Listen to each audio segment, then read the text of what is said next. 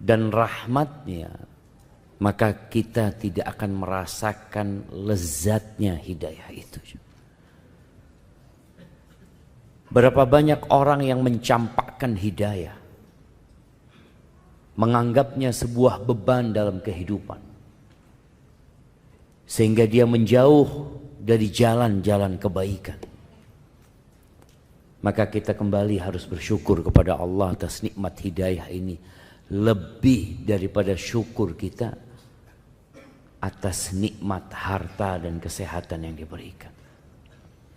Allahumma salli wa sallim ala abdika wa rasulika Sayyidina wa maulana Muhammadin wa ala alihi wa ashabihi ajma'in. Ya Allah, semoga salawat dan salam senantiasa Engkau curahkan untuk hamba kekasih-Mu, untuk baginda Nabi kita Muhammad alaihi salatu wassalam, untuk keluarga beliau, untuk istri-istri beliau, untuk putra-putri beliau, dan untuk seluruh sahabat Nabi. Semoga Allah meridai kita bersama mereka. Amma ba'd. Hari ini tanggal 8 dan tidak terasa kita semakin mendekat ke hari kiamat, di mana di antara tanda-tandanya masa itu semakin pendek. Kesibukan kita dengan urusan dunia terkadang membuat kita lupa dengan umur kita. Sebagian kita lupa bahwa dia sudah tua. Bahkan tidak mau dikatakan tua. Dia maunya tetap muda. Waktu itu berjalan dan tidak bisa dihentikan. Bagaimana detik berubah menjadi menit. Dan kita tidak bisa memberhentikan satu detik pun. Menit berubah menjadi jam. Dan setiap hari kita melihat bagaimana jam itu terus berkejaran. Tahu-tahu gelap gulita. Sekarang kita masih gelap nih. Bentar lagi terang. Dan tahu-tahu gelap lagi. Terang lagi. Terus tahu-tahu berganti menjadi. Masya Allah. Kok ada 2 gelasnya? Masya Allah. Nah. Akhirnya menjadi bulan. Bulan berganti menjadi tahun. Dan kita berada di bulan Rajab. Bulan keberapa bulan Rajab itu?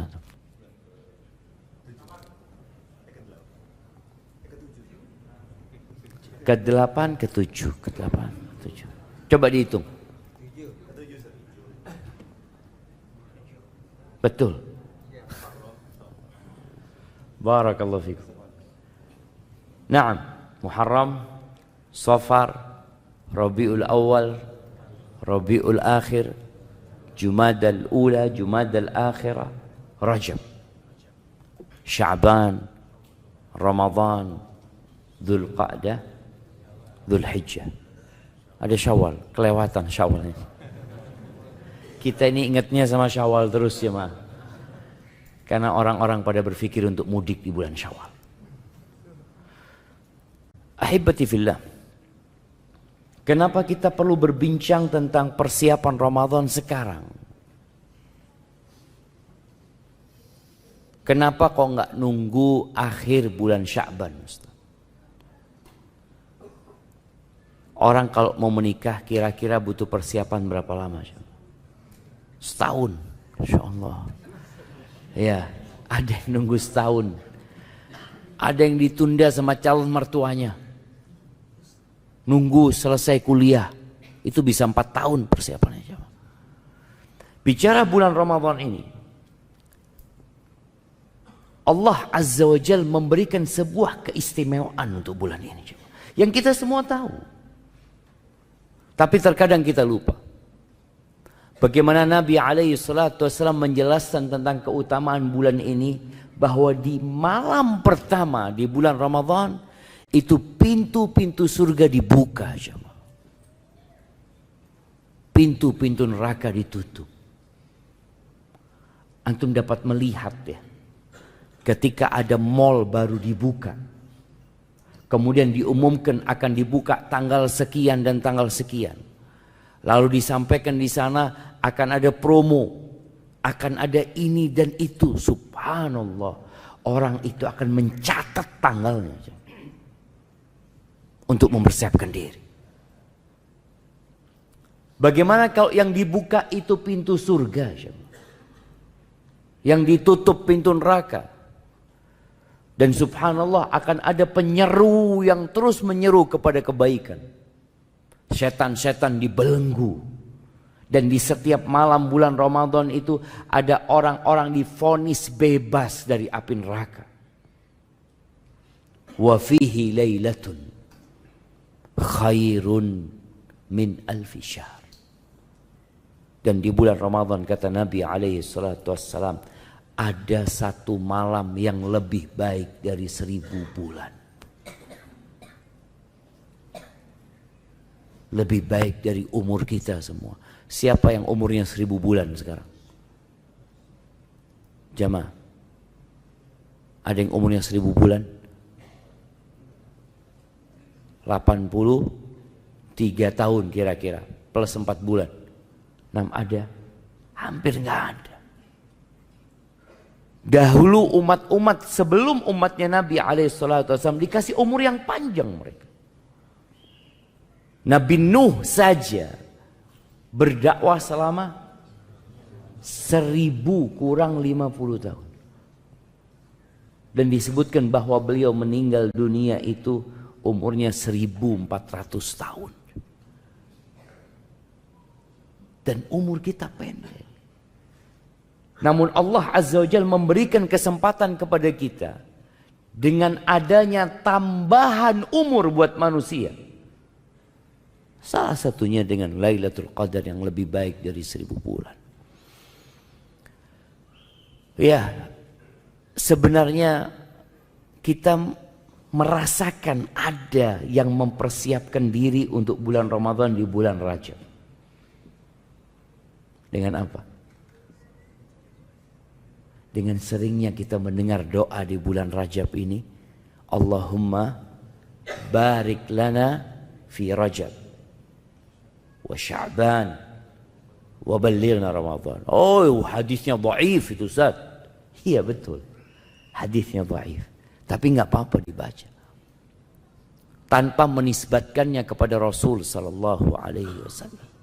Dibaca sebagai bentuk kita kepingin dengan bulan Ramadan, kita berdoa agar disampaikan ke bulan Ramadan. Ahibati fillah, bulan Rajab ini salah satu bulan haram. Yang kita tahu bulan haram itu ada 4, sebutkan itu. Muharram,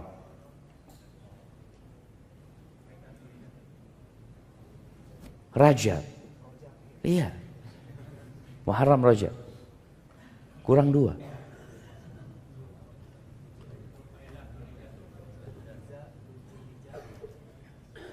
Dzulhijjah,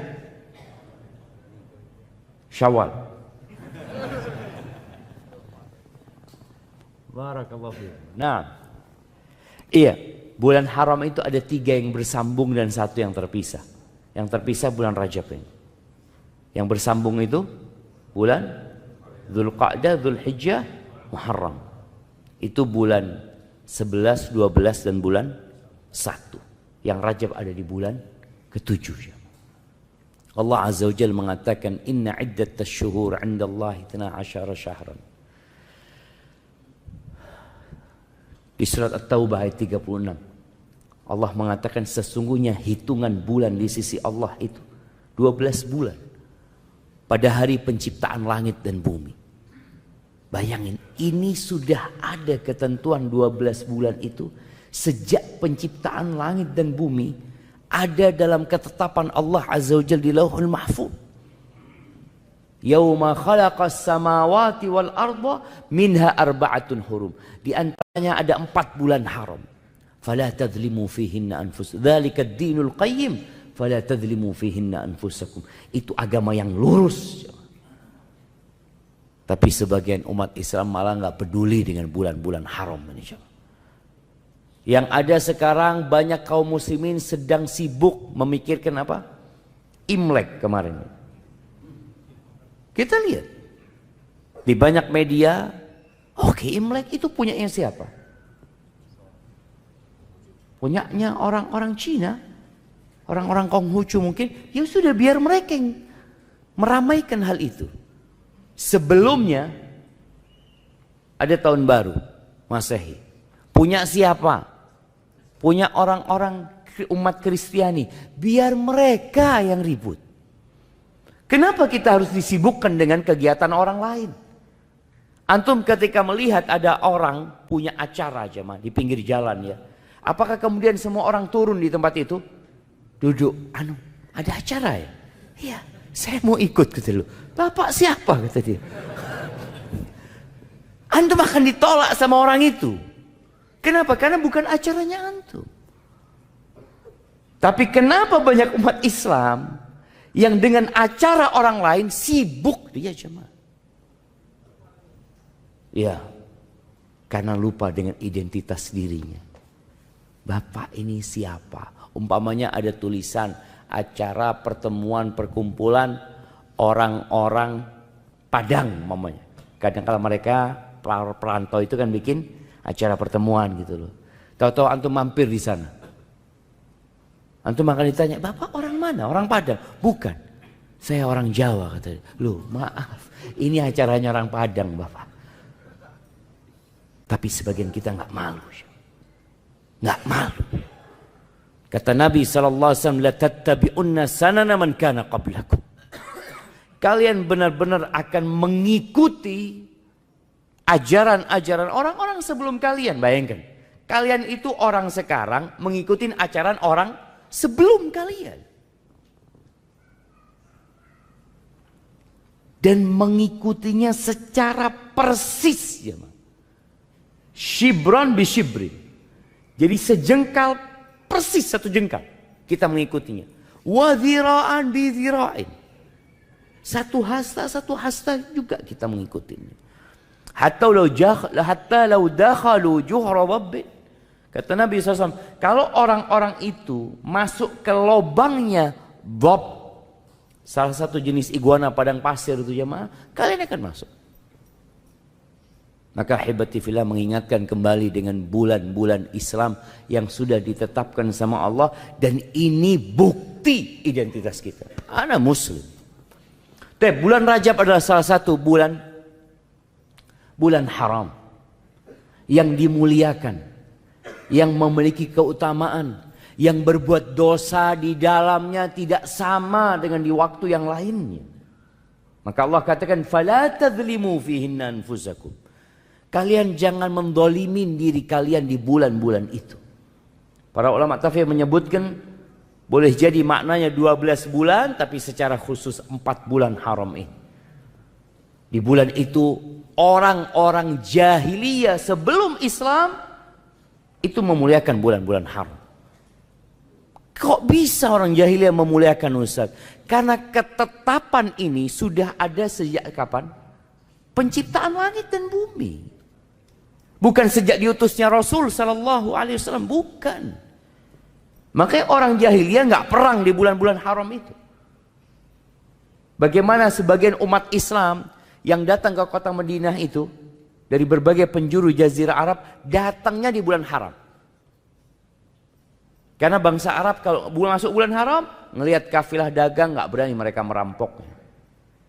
Bahkan disebutkan melihat pembunuh bapaknya, mereka nggak berani balas dendam. Kenapa? Bulan haram. Kok sekarang kita yang sudah muslim malah lupa dengan keutamaan bulan haram ini. Baik, ahibati fillah. Para ulama terdahulu, para salafus saleh disebutkan bahwa 6 bulan sebelum Ramadan mereka itu sudah berdoa mengatakan, Allahumma ballighna Ramadan. Ya Allah, sampaikan kami ke bulan Ramadan. Kita doa enggak jemaah? Kita enggak tahu dengan bulan Islam. Kebanyakan kita masih ada yang bertanya, insya Allah kita puasa kapan ya Ustaz? Loh, kapan? Muslim. Ya Muslim Ustaz. Ya Ramadan puasanya umat Islam. Kok dia kadang-kala puasa bulan apa jemaah? April? Maret? Maret, April. Sejak kapan disyariatkan puasa di bulan Maret? Coba cari kitabnya. Baca buku-buku fikih. Ketika bicara rukun Islam, ada nggak pembahasan di situ? Puasa bagi umat Islam dimulai tanggal berapa Maret? Tanggal berapa? 21? 22. Dimulai 22 Maret, selesai tanggal April. Nggak ada semua. Yang ada bulan Ramadan. Maka nggak perlu lagi kita sibuk. Kapan insya Allah kita puasa ya? Kapan kita insya Allah lebaran? Dan itu terus dibicarakan oleh umat Islam. Maka mulai tahun ini usahakan. Kita mulai pandai mengatakan kepada orang-orang yang masih nggak tahu. Tanya kapan insya Allah puasa? 1 Ramadan. Loh ya itu 1 Ramadan kapan? 1 Ramadan itu setelah 30 Sya'ban insya Allah. Kasih tahu dia. Karena dia nggak tahu kapan yang namanya 1 Ramadan. Betul cuma. Dia nggak tahu bahwa sebelum Ramadan itu namanya bulan Sya'ban. Kasih tahu dia. Dan insya Allah dengan cara seperti itu umat Islam semakin kenal. Ketika ulama terdahulu mereka mengatakan Allahumma ballighna Ramadan. Ya Allah sampaikan kepada kami bulan Ramadan. Karena bulan Ramadan itu ada di hati mereka. Bulan yang dipilih sama Allah dari 12 bulan itu untuk diwajibkan rukun Islam berpuasa di bulan itu. Gak bisa digantikan dengan bulan lain. Allah tetapkan hal itu. Kemudian bulan itu dipilih sama Allah sebagai bulan diturunkannya Al-Quranul Karim. Syahrul Ramadhan alladhi unzila fihi Al-Quran. Itu bulan Ramadan. Dan bulan Rajab ini adalah bulan persiapan untuk Ramadan. Makanya Al-Imam Ibnu Rajab rahimahullahu ta'ala dalam kitabnya Lataiful Ma'arif, ketika beliau menyebutkan tentang amalan-amalan tiap bulan berkaitan dengan bulan Rajab ini, beliau menyebutkan sebuah ungkapan dari Abu Bakar Al-Warraq Al-Balkhi rahimahullah. Dia mengatakan Syahrul Rajab syahrun lizzara. Bulan Rajab ini adalah bulan untuk bercocok tanam.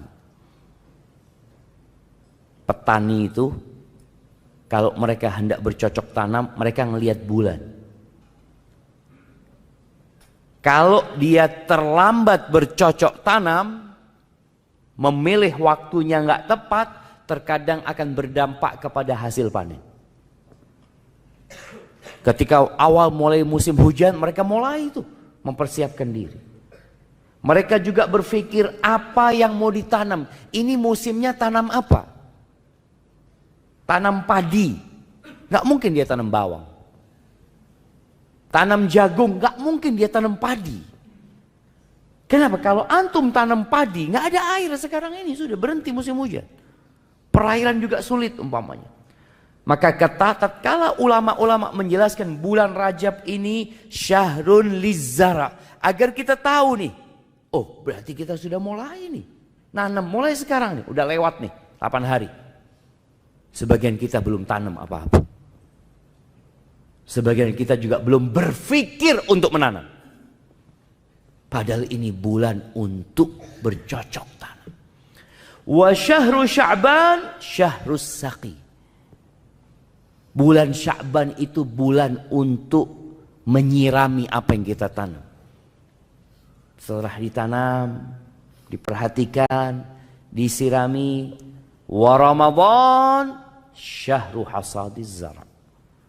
Bulan Ramadan bulan untuk panen. Kita ini sering baca tentang bagaimana para salafus soleh di bulan Ramadan. Tapi kita hampir tidak pernah mendengar bagaimana mereka sebelum Ramadan. Yang ada Ramadan. Kita akan baca umpamanya tentang sebagian ulama yang dalam bulan Ramadan menghatamkan Al-Quran 30 kali. Jadi sehari sekali. Ya Allah, kok bisa Ustaz ya? Ana setahun ini belum hatam Ustaz. Dari Syawal kemarin sampai hari ini belum hatam Ustaz. Ya insya Allah ana masih sampai ya akhir Al-Baqarah Ustaz. Bayangin jemaah, dari bulan Syawal sampai sekarang sampai mana? Akhir Al-Baqarah. Ada masalah sama sebagian kita. Mereka sehari sekali hatam. Al-Imam Syafi'i diriwayatkan bahwasanya beliau itu di bulan Ramadan menghatamkan 60 kali. Enggak mungkin Ustaz. Enggak bisa. Ada sebagian yang menafikan hal itu. Al-Imam An-Nawawi dalam kitabnya At-Tibyan fi Adab Hamalatil Quran, beliau menjelaskan tentang penghataman Al-Quran yang paling banyak dalam sehari itu 8 kali. Ya Allah, 8 kali. Kita seumur hidup belum tentu 8 kali. Ada yang seumur hidup mungkin cuma hatam sekali. Ada yang hatam disebutkan 4 kali. Intinya kita melihat mereka di bulan Ramadan itu bisa melakukan sesuatu yang menurut logika sebagian orang nggak mungkin. Tapi dia lupa bahwa Allah memberikan berkah kepada waktu seseorang.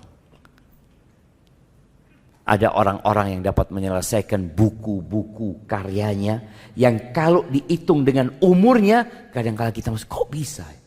Ini ulama terdahulu belum ada laptop. Ulama terdahulu belum ada mesin ketik. Ulama terdahulu yang ketika nulis harus pakai tangan dengan pena yang berulang kali jamaah. Habis pena, habis tintanya dia taruh lagi di tinta. Dia tulis lagi. Tapi mereka dapat menghasilkan hasil karya yang sampai hari ini umat Islam menikmatinya. Kita nggak bisa melakukan itu. Baca aja nggak selesai. Jangan ngarang buku kita. Baca aja nggak selesai. Maka disinilah berkah. Dan juga mereka menjelaskan adanya persiapan dan pelatihan yang dilakukan mereka sebelum bulan Ramadan. Maka mereka mengingatkan paling tidak bulan Rajab itu kita sudah siap-siap. Dan alhamdulillah sebenarnya kita melihat umat Islam di bulan Rajab ini banyak menambah amalan. Cuma amalannya kadangkala tidak diajarkan sama Rasul Sallallahu Alaihi Wasallam. Ini jadi masalah. Ada yang namanya sholat raghaib. Mungkin sebagian kita nggak tahu ya. Para ulama menyebutkan tentang sholat raghaib ini, dia itu sholat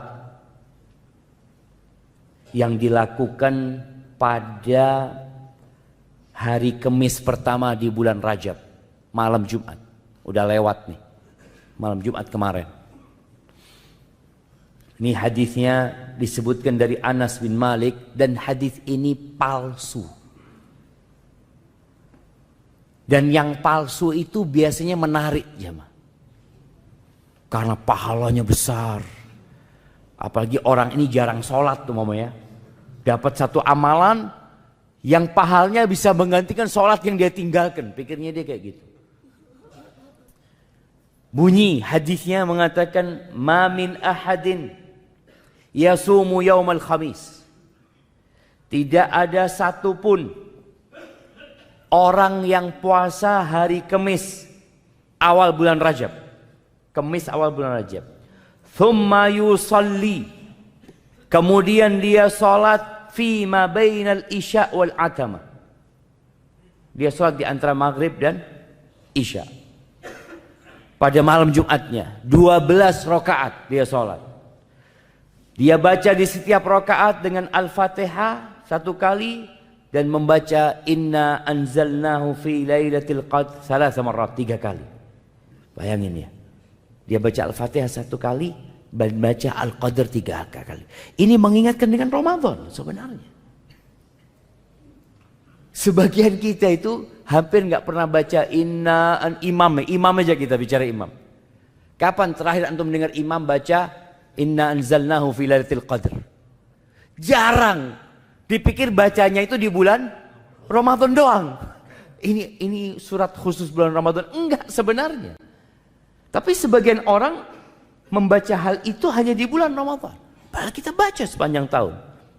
Dibaca setelah surat maghrib. Memang anjurannya waktu surat maghrib itu baca suratnya dari wadduha sampai ke akhir Al-Quran Karim.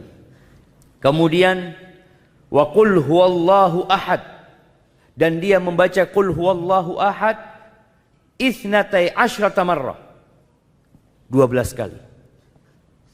Jadi Al-Fatihah, kemudian baca Al-Qadr 3 kali, lalu baca qul huwallahu ahad 12 kali, yafsil baina kulli rak'atain bitaslimah. Setiap 2 rakaat dia salam. Fa idza faragha min salatihi shalla alayya 70. Ketika selesai salat, dia salawat kepada aku sebanyak 70 kali. Allahumma salli ala Muhammad, ya, sebanyak 70 kali. Fa yaqulu fi sujudihi 70 marrah. Di setiap sujudnya dia membaca sebanyak 70 kali subuhun quddusun rabbul malaikati warruh. Berapa kali? 70 kali jemaah. Baca itu. Thumma yarfa' ra'sah. Kemudian dia bangkit dari sujudnya membaca rabbighfir warham wa tajawaz amma ta'lam innaka antal azizul a'zam 70 kali. Orang itu kalau dapat sifat salat yang aneh, senang jemaah. Ini sungguhan ini. Kalau yang biasa-biasa buat dia itu, ya biasa, semua orang bisa. Ini khusus. Thumma yas'alullah ta'ala hajatahu fa innaha tuqda. Kemudian dia minta hajatnya dikabulkan sama Allah Azza wa Jalla. Kemudian disebutkan sabda Nabi sallallahu alaihi wasallam lagi, "Walladzi nafsi biyadihi ma min 'abdin wala amatin shalla hadhihi shalah illa ghufira lahu jami' dhunubihi." Tidak ada seorang hamba, laki-laki atau wanita, yang melakukan salat ini, namanya salat raghaib ini jemaah, melainkan Allah ampuni semua dosa-dosanya. Walau kanat mithla zabadil bahr, walaupun sebanyak buih di lautan, wa adadir ramal, sebanyak pasir di muka bumi ini, wa waznil jibal, walaupun dosanya seberat gunung-gunung yang ada di muka bumi ini, wa waraqil asjar, sejumlah daun-daunan di pohon, wa yashfa yaumal qiyamah, dan dia pada hari kiamat akan memberikan syafaat fi 700 ahli baitihi, memberikan syafaat kepada 700 keluarganya yang sudah ditetapkan divonis masuk neraka. Siapa yang nggak mau jemaah? Aduh Ustaz, bismillah Ustaz, telat udah Ustaz ya, telat sudah jemaah, ini hari Kamis kemarin, kita harus nunggu setahun lagi. Cuma yang jadi masalah hadisnya ini maudhu'. Al-Imam An-Nawawi yang madhabnya Syafi'i, yang diikutin di Indonesia seharusnya jemaah, beliau ditanya tentang salat raghaib ini. Apa kata beliau? Ditanya, sunnah ini salat, sunnah, fadilah atau bid'ah? Apa kata beliau rahimahullah? Hiya bid'at qabihah munkarah. Dia adalah perbuatan bid'ah yang buruk, yang mungkar, asyaddal inkar, mustamila ala munkarat, yang isinya banyak kemungkaran. Fayata'ayyan tarkuha, harus ditinggalkan. Wal i'rad anha, berpaling dari salat ini. Wa inkaruha ala fa'iliha, dan orang yang melakukan itu harus diingkari, nggak boleh dibiarkan. Wala yughtar bi kathratil fa'ilina laha. Jangan tertipu dengan banyaknya orang yang mengamalkan hal itu. Di berbagai negeri beliau mengatakan, wala bi kauniha madhkura fi qutil qulub. Jangan pula terpedaya karena disebutkan dalam kitab Qutil Qulub, kata beliau, atau di kitab Ihya Ulumuddin, atau buku-buku yang lainnya. Karena memang nggak ada itu seperti itu. Hadisnya palsu, panjang beliau menjelaskan hal itu.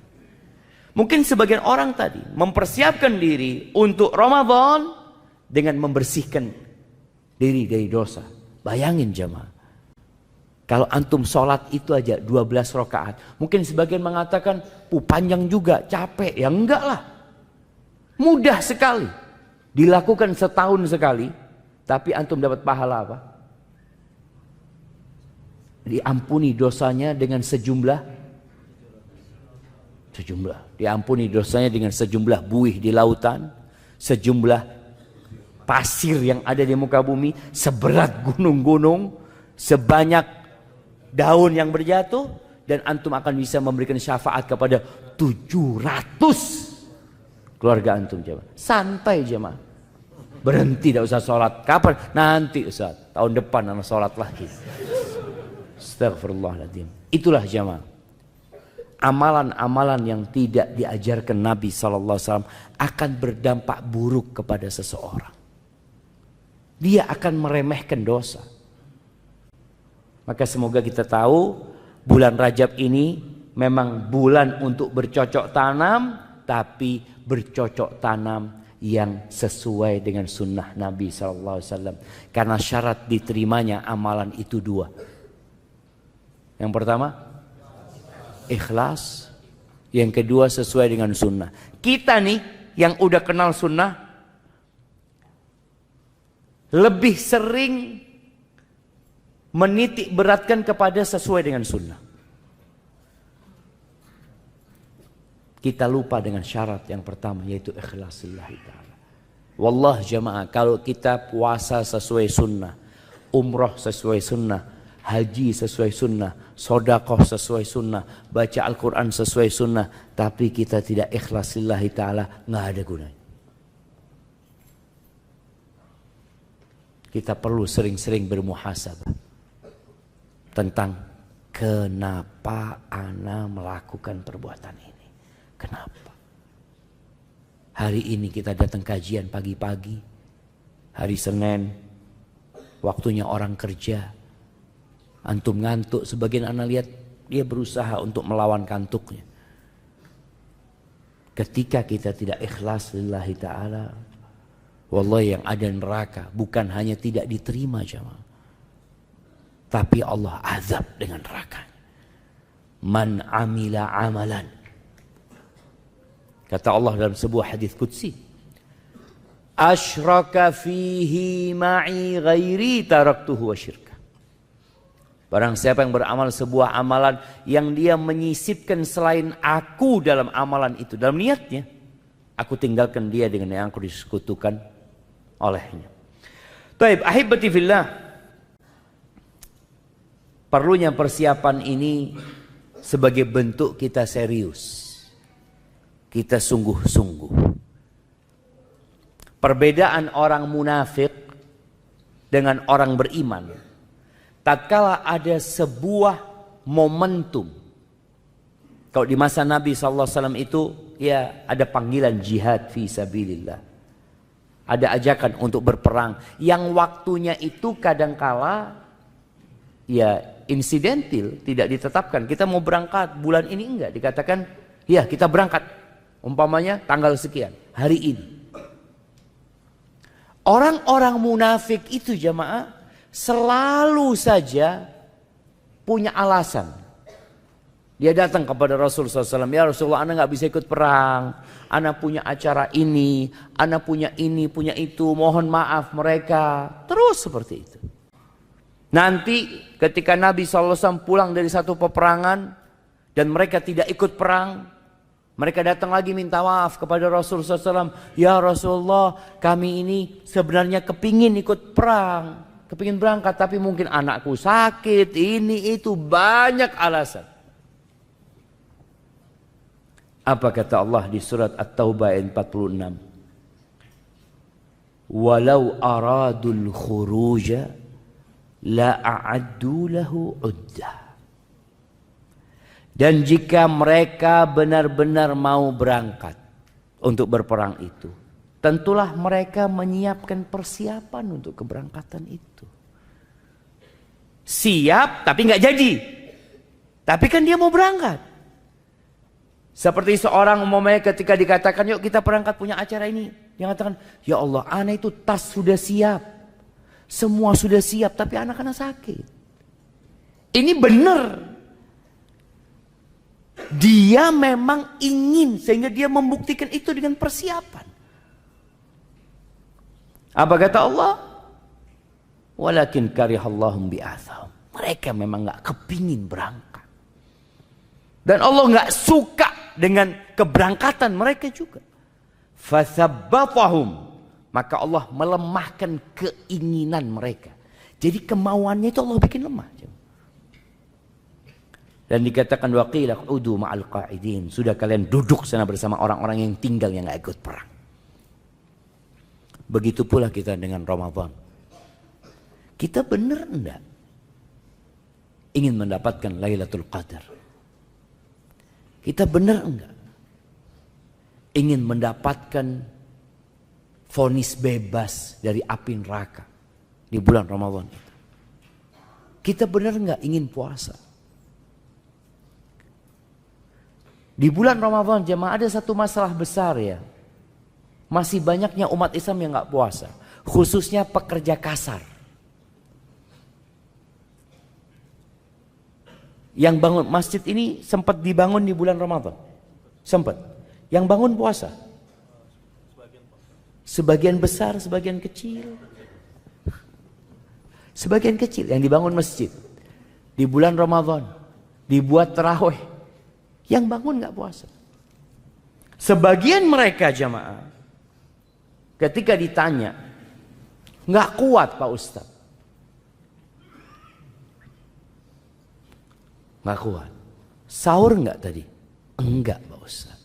Berarti memang gak niat puasa. Kalau orang itu niat puasa, dia akan sahur yang sesuai. Dia akan berusaha jaga diri. Nanti mungkin di tengah hari dia mau pingsan karena capek kena matahari. Dia berbuka. Itu orang niat puasa. Tapi ini orang memang gak sahur. Yang ada sarapan. Benar mereka berangkat kerja, mereka sarapan. Ketika ditanya kenapa nggak puasa, capek, nggak bisa puasa. Seperti itu pula kondisi orang-orang munafik. Maka Allah sebutkan, walau aradul khuruj. Jikalau mereka benar punya keinginan untuk berangkat perang, la a'addu lahu udda. Pasti mereka itu mempersiapkan persiapan. Maka di sini antum dapat melihat kenapa para ulama terdahulu kok bisa hatam Quran sehari 1 kali, 2 kali, ada yang 3 malam hatam Al-Quranul Karim. Kok bisa ya mereka iktikaf ya? Mereka kan punya keluarga Pak Ustaz. Mereka kan juga butuh urusan dunia. Mereka persiapkan. Di sini loh waktu Rajab ini. Antum mau iktikaf nggak? Mau iktikaf Ustaz? Ya persiapkan sekarang. Oh kan masih lama Pak Ustaz. Persiapannya sekarang bulan Rajab ini. Yang mau ngajukan cuti mungkin. Orang itu kalau mau mudik persiapannya berapa lama untuk beli tiket kereta api jemaah? Sebulan, 2 bulan sebelum kadangkala. Mereka sudah mempersiapkan jemaah. Bahkan setahun sebelumnya mereka persiapan buat mudik. Dari sisi dia menabung ya. Karena dia anak mau pulang. Loh buktinya mau pulang, anak nabung gitu. Karena anak mau pulang, anak harus beli tiket pesawat buat 4 anak Ustaz seperti itu. Maka dia mempersiapkan hal itu. Ahibati fillah, persiapan yang paling utama adalah ya namanya bercocok tanam. Persiapannya adalah membersihkan tanah itu jemaah. tanah yang hendak kita tanamin ini dibersihkan dahulu. Mungkinkah antum menanam jagung sedangkan ilalang masih tumbuh tinggi? Nggak mungkin. Bisa Ustaz, bisa. Tapi hasilnya jelek. Mungkinkah antum tanam padi pada saat sawah itu masih banyak ilalang dan belum dibajak, jamaah? Nggak mungkin, jamaah.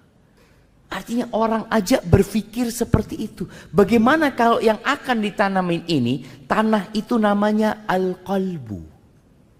Qalb. Tempat Allah memandang, jemaah. Tempat kebaikan itu tumbuh.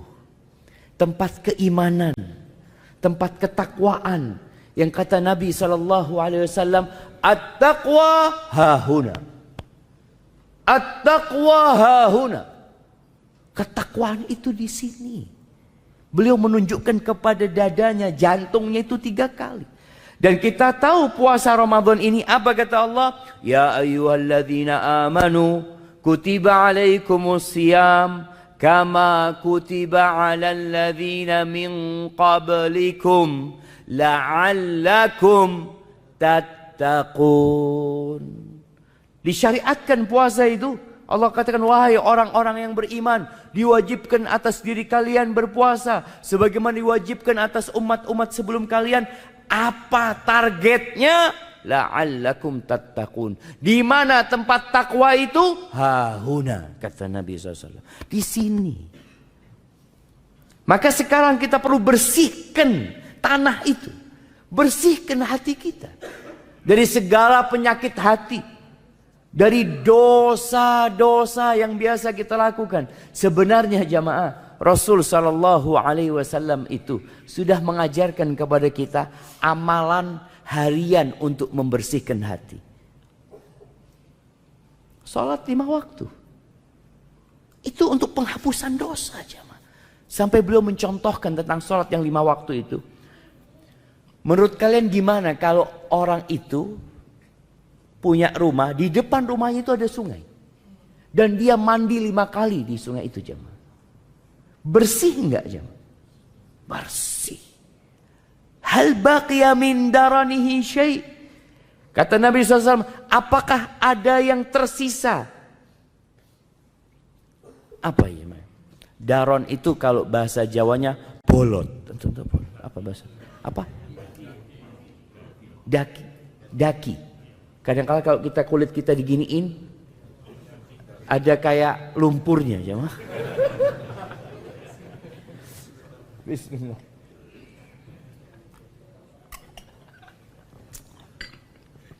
Apakah ada yang tersisa? Nggak ada yang tersisa. Itu kalau mandinya bener. Tapi kalau cuma nyemplung, nyebur keluar. Ya kayaknya nggak berubah jemaah. Yang ada cuma basah doang. Begitu pula dengan kualitas sholat kita. Tatkala sholat kita yang 5 waktu ini berkualitas seperti antum mandi ya, antum sabunin diri antum ya, kemudian antum siram lagi, ada yang disabun kemudian pakai batu jemaah. Batu apa? Batu gosok tuh ya. Batu apung ya. Oh, batu apung lagi, semakin bersih. Maka Anda mengajak semuanya sekarang untuk memperbaiki kualitas sholat yang 5 waktu dulu antum. Untuk penghapusan dosa ini syam. Gimana sholat antum selama ini? Kita masih sering sholat jamaah masuk ke tempat sholat dalam kondisi pikiran kita masih di mana-mana. Nah, imam tadi rakaat pertama baca apa? Yang tanya jamaah. Sebagian kita baca apa? Tadi anak amin, yang jelas tadi itu amin. Iya. Yang jelas ikut amin dia betul. Setelah itu wallahu a'lam. Maka coba kita pelajari lagi bagaimana sholat. Bacaan sholat kita yang mungkin selama ini hanya satu model. Yang membuat kita terjebak dalam rutinitas sehingga tidak lagi merasakan. Itu kita tambah dengan bacaan-bacaan yang diajarkan Nabi SAW lainnya. Umpamanya selama ini kita sholat itu Ruku selalu membaca Subhana Rabbiyal Azim. Subhana Rabbiyal Azim. Kan sah Pak Ustadz? Iya sah. Sampai mati antum baca itu pun sah. Tapi Nabi SAW mengajarkan kepada kita untuk jadi lebih baik. Jadi naik tingkatan kita. Selain baca itu Nabi baca apa mamanya? Subhanakallahumma bihamdika Allahumma gfirli. Oh Nabi baca itu. Oke anak baca itu lagi. Atau Allahumma laka raka'tu wa bika amantu. Ada bacaan-bacaan Nabi SAW. Antum tambahin tuh. Supaya kualitas sholatnya nambah. Kemudian yang kedua, bacaan suratnya. Sebagian kita alhamdulillah. Sejak dia muda sampai tua, sampai mau mati. Bacaan suratnya itu 5. Ustaz, kan sah sholatnya, sah betul. Tapi apa antum nggak kepingin nambah gitu? Ana nambah insya Allah. Tahun ini ana mau nambah Alhaakumut Takatsur. Sudah nambah 1 surat. Nambah tapi jemaah. Makanya kalau antum tiap tahun nambah 1 surat, umur antum 50 tahun, insya Allah antum hafal 50 surat. Yang umur 40 tahun anggap sudah, yang dari umur 1 sampai 10 tahun itu nggak dihitung sudah jemaah. Karena dia sudah punya hafalan yang pendek-pendek itu, yang dia hafal ketika dia masih kecil, dia punya 40 surat jemaah. Sudah hatam juz amma plus 3 surat. Juz amma selesai, tambah al-mursalat, tambah al-insan, tambah al-qiyamah. Itu 40 surat yang umurnya 40 tahun. Tapi kita melakukan itu enggak jemaah? Oh jangan memberatkan Pak Ustaz. Bukan urusan memberatkan. Jemaah ini setahun sekali nambah 1 surat. Tapi kadang-kadang kita nggak punya. Keinginan aja nggak punya. Tadi kita sebutkan bagaimana Allah menegur orang-orang munafikin. Walau aradul khuruj. Kalau mereka punya keinginan untuk berangkat. Buktinya apa? Persiapan. Kalau kita punya keinginan tiap tahun menambah 1 surat, buktinya apa? Ana lakukan. Tiap hari ana dengerin Ustaz. Insya Allah jamaah 1 bulan antum tiap hari dengarkan Alhaakumut Takatsur, hafal. Insya Allah. Nggak sulit. Itu mamanya. Bacaan, tadi bacaan ruku, bacaan Qur'annya diperbaikin. Kemudian bacaan sujudnya. Kita berusaha untuk menjaga kualitas sholat ini. Karena ini termasuk bentuk kita membersihkan hati kita dari dosa-dosa itu. Kemudian memperbaharui taubat. Nabi SAW tiap hari jemaah, beliau beristighfar, membaca Rabbil firli wa tub alayya innaka antat tawwabur rahim 100 kali. Ini selain yang kita baca selesai sholat ya. Ini beliau di luar itu. Yang dalam beberapa riwayat disebutkan membacanya itu selesai sholat duha. Rabbil firli wa tub alayya innaka antat tawwabur rahim. Ustaz, itu kan buat orang yang banyak dosanya Ustaz. Ana ini baru pulang umroh Ustaz. Oh, Insya Allah. Jadi sebagian orang ini jamaah, dia merasa ana masih bersih. Nabi SAW jamaah, beliau benar-benar mengajarkan kepada kita agar kita tidak sok suci. Dengan cara apa? Nih orang yang paling suci, orang yang dijaga dari semua dosa, maksum Nabi kita SAW. Bahkan Allah mengatakan, qad ghafarallahu laka ma taqaddama min dzambika wa ma ta'akhkhar. Itu sudah diampuni dosa yang lalu dan yang akan datang. Nabi SAW, Nabi beristighfar 100 kali. Sekali duduk. Maka mulai saat ini usahakan tiap hari antum punya waktu duduk beristighfar 100 kali. Dihitung. Dihitung. Pakai tangannya itu lebih mulia. Tapi yang nggak biasa ngitung mungkin bisa pakai tasbih umpamanya. Tapi tasbih ini jangan sampai kelihatan orang. Karena ada orang yang habis pakai tasbih langsung di gelang. Ya Ustaz kan nggak apa-apa. Iya nggak apa-apa. Tapi kadangkala jadi ria. Kelihatan. Ada yang lebih parah lagi kadangkala antum habis tasbih langsung dikalungkan. Nggak dikalungkan di situ, digantung di mobilnya. Insyaallah. Supaya kelihatan ini orang ahli tasbih. Ustaz suudzon, Ustaz. Ya, jangan suudzon makanya. Enggak, jangan suudzon. Husnudzon gimana? Mungkin buat hiasan, Ustaz. Ah, itu husnudzon. Iya, mungkin buat hiasan, bukan dia mau nunjukkan dia ahli tasbih. Tapi ingat, hitung jangan, hitung. Boleh pakai tasbih, menurut pendapat yang boleh pakai tasbih, tapi meninggalkan yang lebih utama. Yang lebih utama pakai tangan kita. Karena ini bicara tentang alat untuk menghitung. Ada yang emak-emak sekarang subhanallah ya. Pakai yang apa? Yang digital, cincin ya. Ana sampai ngelihat itu dihiasin seperti permata, ini itu. Ya Allah, buat apa? Ini alat untuk ngitung. Bukan alat untuk gaya. Tapi akhirnya berubah jadi untuk bergaya. Ingat, bukan. Hanya sekedar alat untuk menghitung. Kalaupun antum mau menghitung banyak orang umpamanya, antum bisa menghitung dimasukkan ke kantongnya. Dihitung. Rabbi ighfirli wa tub alayya innaka antat tawwabur rahim. Loh, kan kelihatan mulutnya Ustaz pakai masker.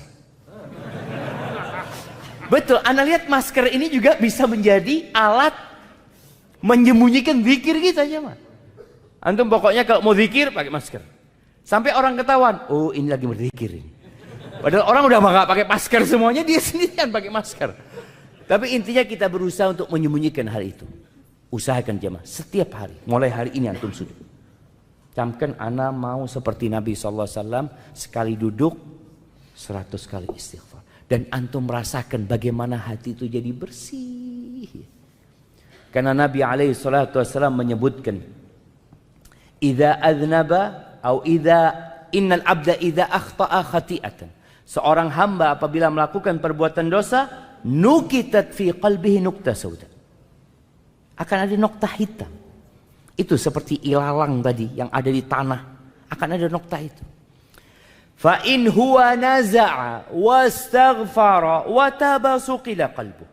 Kalau dia meninggalkan dosa itu, dia beristighfar dan dia bertobat, maka hatinya dicemerlangkan bersih. Jadi antum mau nanam apa saja siap. Wa in ada zida fiha.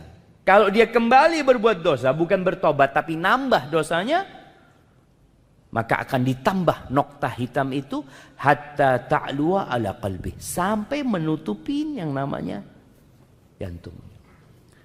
Maka itu mungkin yang dapat kita lakukan di hari-hari ini. Selain menambah amalan-amalan lain jamaah, yang jelas bulan Rajab ini hindarin perbuatan dosa dan tambah amal-amal yang biasa Nabi ajarkan kepada kita untuk diamalkan. Puasanya Senin Kemis seperti yang Nabi SAW ajarkan. Puasa tengah bulan tanggal 13, 14, 15. Atau ya Allah Ustaz, ana ini sulit berpuasa, antum puasa 1 hari di bulan Rajab ini. 1 hari. Yang nggak pernah puasa sunnah bulan Rajab puasa 1 hari. Karena Nabi SAW ketika ada seorang sahabat tanya sama Nabi SAW tentang puasa, Nabi mengatakan kepadanya, sum yauman fi kulli syahr. Sallallahu alaihi wasallam, puasa paling tidak 1 hari dalam sebulan. Maka antum puasa bulan Rajab. Nanti bulan Sya'ban lain lagi. Bulan Sya'ban itu bulan diangkatnya amalan dan Nabi SAW memperbanyak puasa di bulan Sya'ban. Kemudian bacaan Qur'annya mulai antum baca. Kenapa? Karena bulan Ramadan itu syahrul Qur'an. Kalau antum punya cita-cita menghatamkan Al-Quran di bulan Ramadan, maka di bulan ini pun antum sudah mulai membiasakan diri. Contohnya, setiap habis sholat wajib, ana mau baca 1 halaman. Sudah baca 1 halaman. Dan usahakan bacanya sama artinya. Sehingga nggak ada pertanyaan di bulan Ramadan. Ana sering ditanya di bulan Ramadan, Ustadz, lebih afdol mana Ustadz? Baca Quran sama artinya atau menghatamkan Al-Quran tanpa artinya? Ini orang-orang yang memang jarang baca Quran. Muncul pertanyaan itu. Tapi kalau dia sudah tiap hari baca Quran dengan artinya, insya Allah nggak muncul pertanyaan itu. Karena dia sudah terbiasa dengan membaca dengan artinya. Jadi petunjuk dalam Al-Quran itu didapat dengan kita membaca artinya. Pahala insya Allah didapat dengan kita membaca huruf-hurufnya. Ahibati fillah. Kemudian bicara tadi membersihkan hati jamaah. Bersihkan hati dari segala penyakit juga jamaah. Quran ini termasuk yang membersihkan hati. Dan banyak penyakit hati ini diantaranya hasad, iri, dengki. Ada di antara kita yang masih menyimpan dendam sama saudaranya, sama kerabatnya. Tolong diselesaikan di bulan ini. Karena bulan Sya'ban bulan diangkatnya amalan jamaah. Yang punya ya mungkin tidak bertegur sapa dengan saudaranya, mulai saat ini antum datang minta maaf sama dia. Dengan itu semoga Allah ya membersihkan hati kita dan kita benar-benar siap untuk masuk ke bulan Ramadan. Allahumma barik lana fi Rajab wa Sya'ban wa ballighna Ramadan. Baik, itu mungkin dapat Anda sampaikan. Ini ada beberapa pertanyaan yang masuk.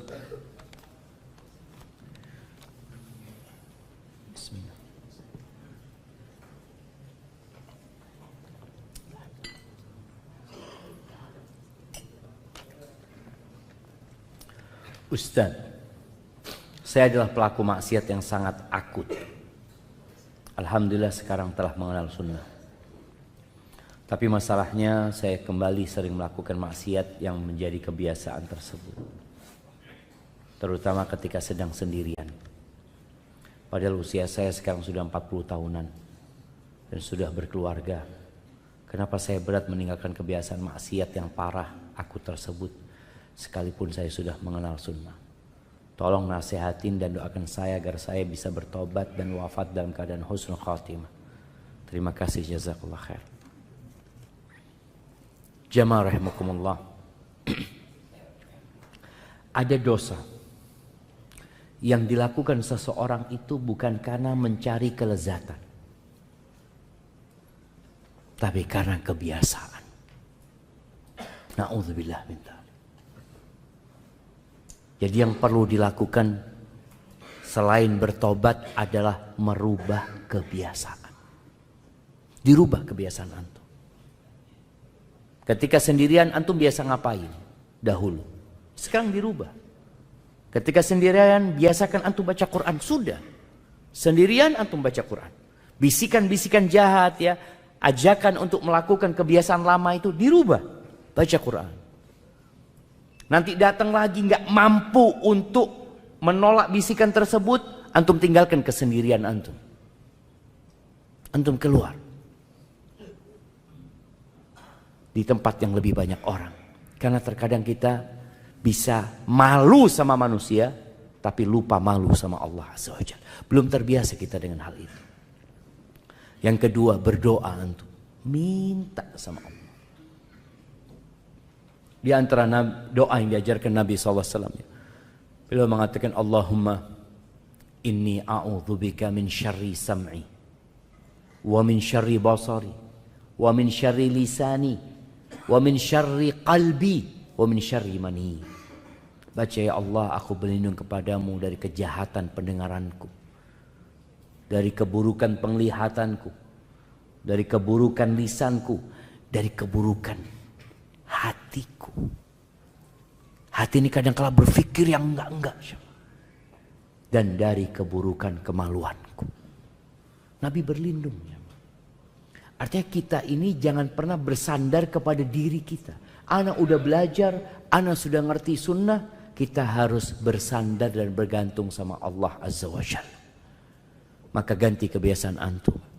Kemudian ketika seorang terjebak dalam perbuatan dosa yang dulu pernah dia lakukan, segera dia bertobat. Segera dia meninggalkan. Jangan sampai ada pikiran menunda tobatnya. Kadang-kadang orang mengatakan, ya Allah, aku berbuat dosa lagi.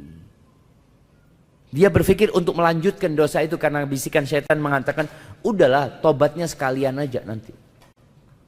Seperti itu. Nanti tobatnya kalau berangkat umroh. Tobatnya nanti kalau masuk bulan Ramadan. Jangan. Karena ketika antum menunda tobat, tadi yang kita bicarakan, noktah hitam itu terus di jantung antum. Sampai sulit menerima nasihat jamaah. Dan terus beristighfar mohon ampun sama Allah SWT. Insyaallah Allah akan jaga hambanya yang benar-benar sungguh-sungguh niat meninggalkan dosa. Barakallahu fikum.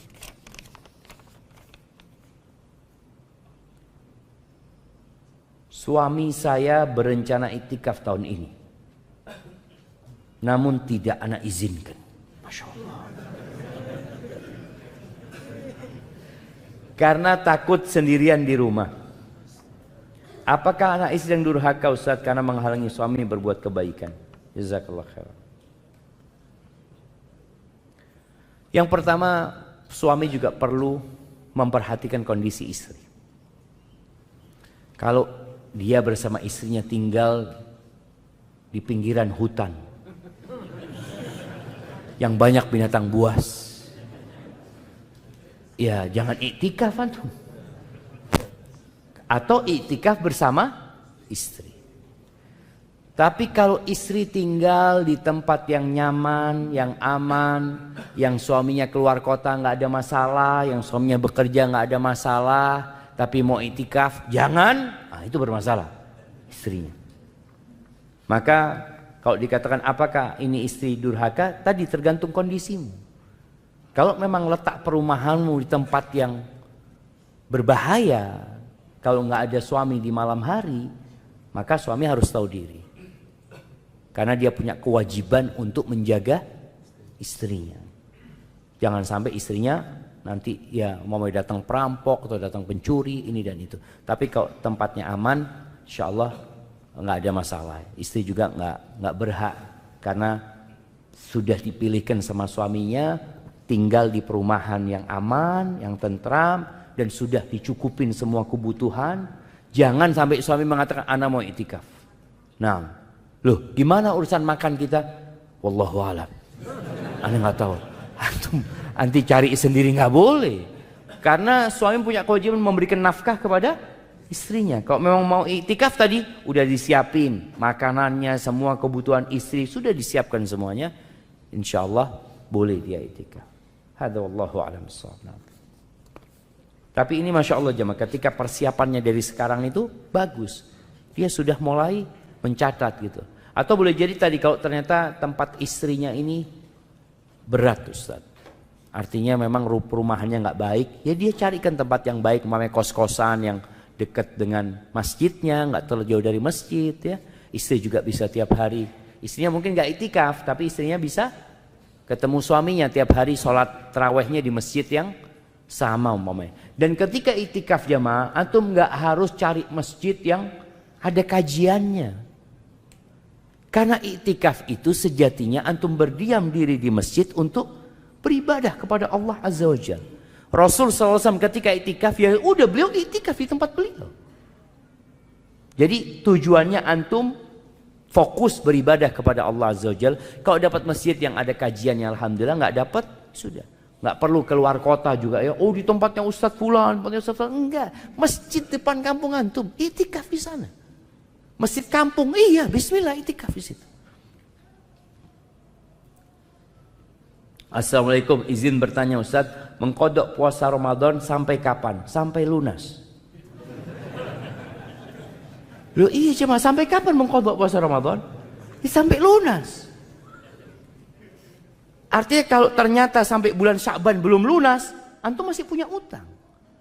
Dan Allah kasih waktu mengkodok itu jemaah sampai datang waktu yang selanjutnya. Artinya kita dikasih waktu sampai bulan Sya'ban. Karena nanti masuk Ramadan sudah ada kewajiban yang baru. Maka tolong disegerakan mengkodoknya, jangan sampai lewat Ramadan. Tapi kalau kemudian sampai lewat Ramadan belum bayar utang, tetap itu terhitung utang, harus dikodok gitu. Dan juga harus beristighfar mohon ampun sama Allah SWT. Ustadz, untuk ibu hamil dan menyusui, jika niat puasa tapi qadarullah harus dibatalkan karena kondisi tertentu, apa masih mendapatkan pahala ya Ustaz? Cuma niat saja itu sudah ditulis pahala. Bagaimana kalau dia niat kemudian sudah puasa lalu dibatalkan karena kondisi? Dapat pahala itu jemaah. Dia tetap akan mendapatkan pahala. Dan kita ini jemaah bermuamalah dengan Allah yang tahu dengan isi hati kita. Maka kita jangan sampai sibuk dengan penglihatan manusia, lupa dengan pengawasan Allah kepada kita. Makanya niat seorang mukmin itu bisa jadi lebih besar daripada amalannya. Abdullah bin Mubarak mengatakan, kam min amalin saghirin tukatsiruhun niyah, wa kam min amalin kabirin tusaghiruhun niyah. Berapa banyak amalan yang kecil tapi jadi besar gara-gara niatnya.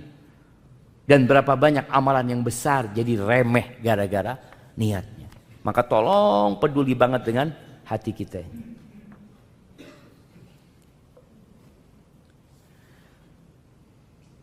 Semoga Allah merahmati Ustadz dan keluarga serta seluruh kaum muslimin. Ustadz, sebagian salaf di 6 bulan setelah Ramadan berdoa agar amalan diterima. Dan 6 bulan sebelum Ramadan berdoa agar disampaikan di bulan Ramadan.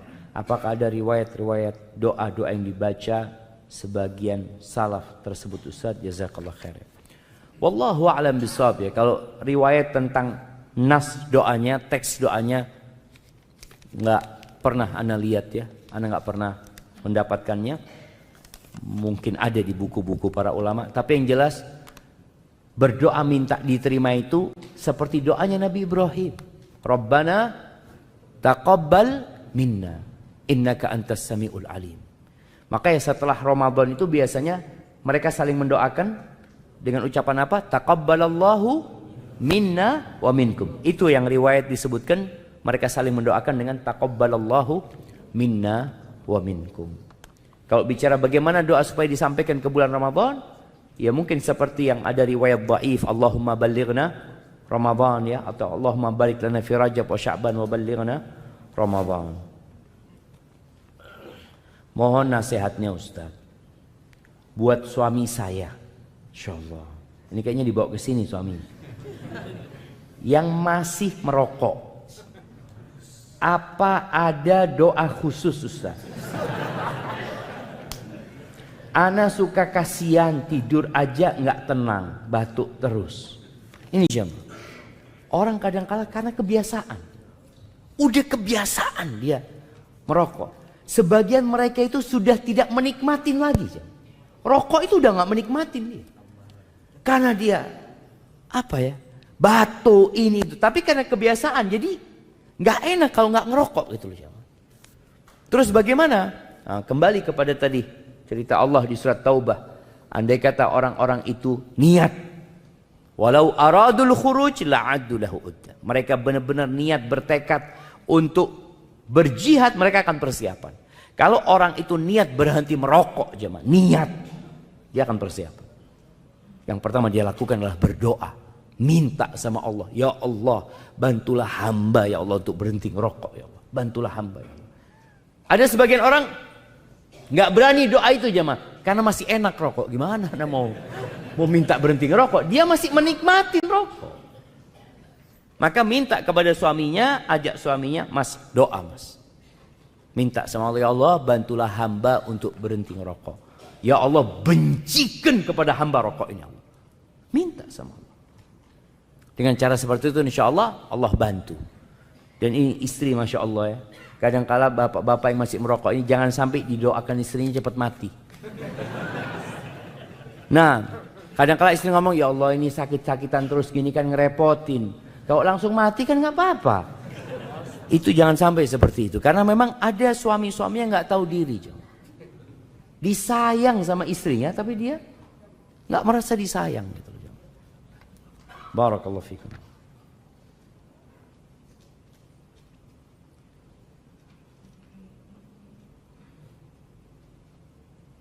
Afwan Ustaz, mohon nasihatnya.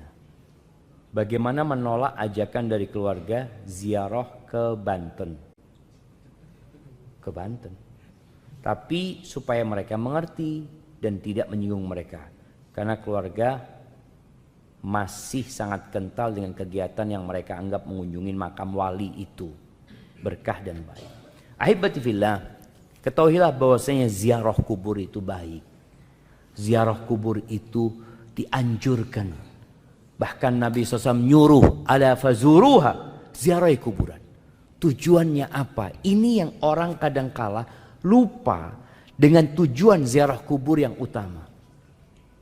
Nabi SAW ketika menyuruh para sahabat ziarah kubur, tujuannya apa? Fa innaha tudzakirul akhirah. Ziarah kubur itu mengingatkan kepada akhirat. Ziarah kubur itu melembutkan hati.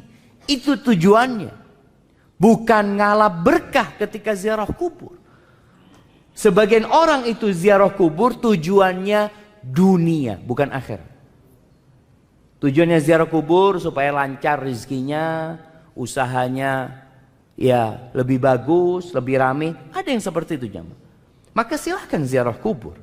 Dan jangan merepotkan diri ziarah kubur ke tempat yang jauh.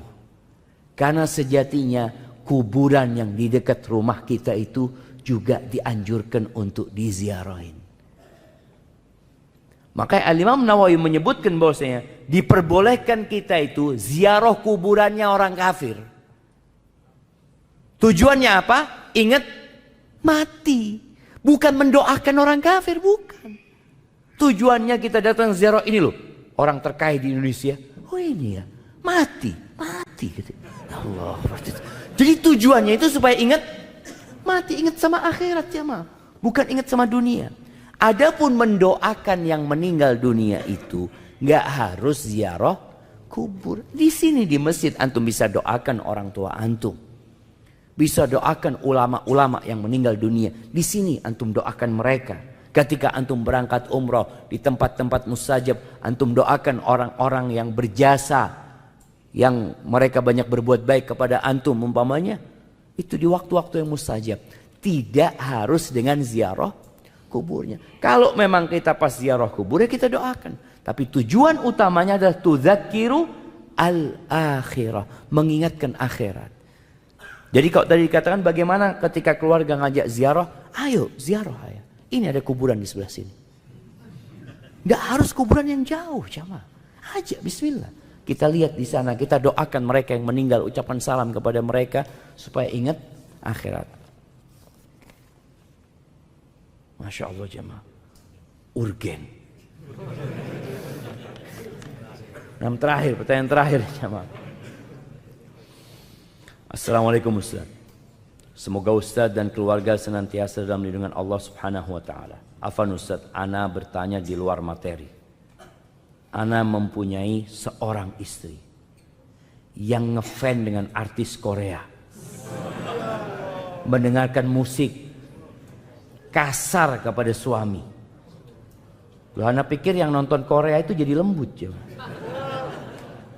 Katanya lembut-lembut mereka, jangan nggak tahu ya. Kasar kepada suami dari perkataan maupun tindakan. Melalaikan sholat, mengakhiri sholat, bahkan pernah sampai meninggalkan, itu pun bukan sesekali. Tidak ingin mempunyai anak. Sedangkan anak menikah hampir 3 tahun. Dan tidak membantu anak berbakti kepada orang tua. Apa yang harus anak lakukan Ustaz?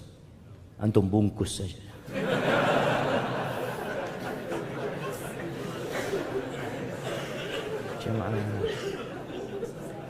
Padahal anak setiap hari menasihatin istri, tapi tidak ada perubahan.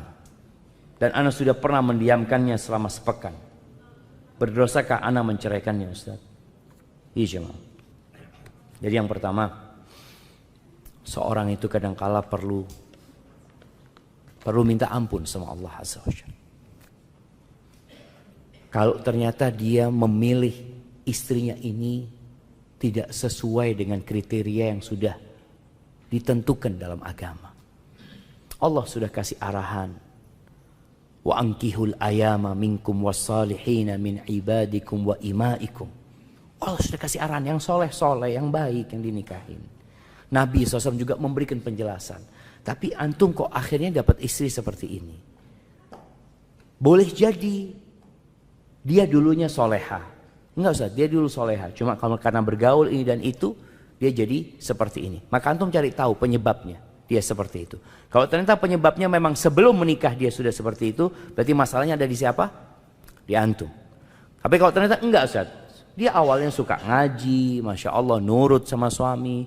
Setelah dia suka bergaul sama fulana umpamanya dia berubah. Berarti kan penyebabnya itu. Antum perlu mencari tahu penyebabnya. Baik. Kalau bicara antum memberikan nasihat, setelah memberikan nasihat jamaah, lalu dia tidak mau mendengarkan, perlu didiamkan. Bukan sebulan, bukan sepekan, boleh jadi sebulan, boleh jadi 2 bulan antum diamkan. Ada salah satu istri Nabi SAW itu yang didiamkan sama Nabi SAW 3 bulan. Ya. Siapa yang tahu namanya? Nah, Hafsah. Nah, Zainab bintu Jahsh. Yang ngomong Hafsah kasih hadiah, nggak apa coba. Itu didiamkan 3 bulan kira-kira sama Nabi SAW. Gara-gara Zainab ini sempat rasis. Coba. Ketika Nabi SAW datang minta tolong sama Zainab untuk meminjamkan ontanya kepada Sofia. Dia mengatakan kepada Nabi SAW, Ata'madu ila ba'iri fatu'ti hadhil yahudiyah. Engkau mau ambil ontaku, engkau pinjamkan kepada orang Yahudi. Itu Nabi marah, ditinggal sama Nabi SAW 3 bulan. Sampai Zainab itu sudah kayaknya dia akan diceraikan sama Nabi SAW. Dia berpikir itu. Kasurnya Nabi itu sudah diberdirikan sama dia. Maka ketika antum memang serius untuk memperbaiki istri antum lihat dia termasuk yang butuh sama antum tidak. Jadi memang masalahnya seorang suami ketika dia ngasih nasihat, tapi habis itu dihubungin istrinya, sang istri akan pasang badan. Suamiku butuh sama aku. Tapi ketika engkau pastikan enggak, aku kepingin engkau benar. Aku butuh sama engkau tapi sebagai seorang istri yang soleha. Tapi kok ternyata dia nggak berubah, kalau dikatakan apakah antum berdosa kalau menceraikan? Enggak, ini sebuah kemuliaan buat antum. Dan boleh jadi dengan antum menceraikan dia, semoga dia dapat suami yang bisa memperbaiki dia. Kalau ternyata antum tidak bisa memperbaiki, dan semoga antum dapat ganti yang lebih baik. Dan termasuk lama jemaah ini pengaruh media sekarang ya. Perempuan nggak mau punya anak ya. Korea itu kayak gitu. Sekarang Korsel, mana lagi? Jepang ya, Cina sendiri. Padahal nggak mau punya anak mereka cuma. Karena juga ini nggak tahu apakah istrinya bekerja atau tidak. Kadang-kadang ada perempuan-perempuan yang dipekerjakan oleh suaminya untuk cari tambahan nafkah. Tapi ada perempuan yang memang niat bekerja sendiri. Maka biasanya perempuan yang tidak bekerja itu, ya kalau dia soleha, dia akan nurut sama suaminya gitu. Enggak, aku akan mau punya anak, aku akan didik anakku dengan baik. Tapi gara-gara dia harus bekerja, kadang-kadang dia merasa aku kalau, dan itu penyebabnya jemaah. Yang anak baca, tadi malam anak baca itu. Kenapa kok terjadi resesi seks di sana? Ternyata mereka menyebutkan bahwa mereka itu adalah perempuan-perempuan pekerja. Yang dia kalau hamil, dia baru dapat cuti melahirkan saja. Cuti hamil itu nggak ada buat dia. Coba perempuan itu kalau dikasih cuti hamil selama 9 bulan, cuti lahiran 3 bulan, cuti nyusui 2 tahun, insya Allah pada mau punya anak mereka jamaah. Setiap cuti dikasih gaji bulanan, nggak apa-apa gitu kan.